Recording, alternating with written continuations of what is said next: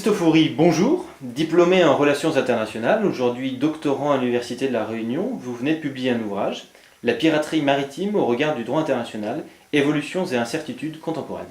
Bonjour, j'ai effectivement le plaisir de présenter cet ouvrage qui avant tout est le résultat d'un travail universitaire mené dans le cadre de mes recherches réalisées pour l'obtention d'un master en relations internationales. Il s'agissait dans un premier lieu de répondre à mes propres interrogations sur ce phénomène et d'exprimer aussi mes réflexions face à la résurgence de la piraterie maritime aujourd'hui.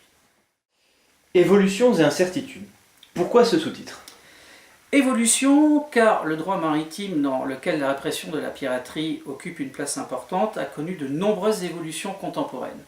D'un droit coutumier, il a été codifié et peu à peu, il est devenu un droit conventionnel, aujourd'hui consacré par un instrument international de portée quasi universelle qu'est la Convention des Nations Unies sur le droit de la mer du 10 décembre 1982.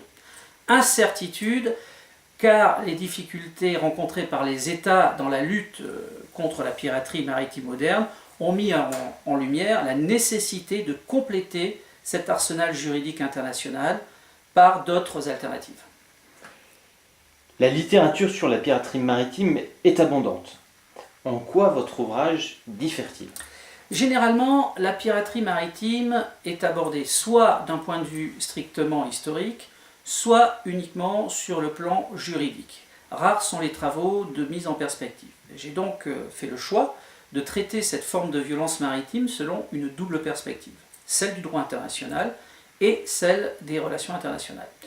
Une première partie se veut plus historique, dont le propos est de faire apparaître les mutations du crime de piraterie dans la sphère du droit international, et notamment d'évoquer certaines hésitations quant à la qualification même de cette criminalité des mers.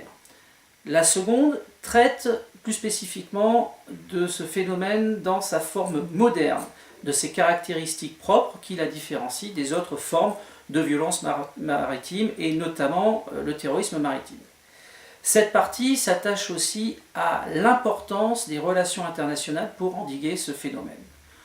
En résumé, l'ensemble se veut une mise en perspective de la piraterie maritime d'hier et d'aujourd'hui au regard du droit international.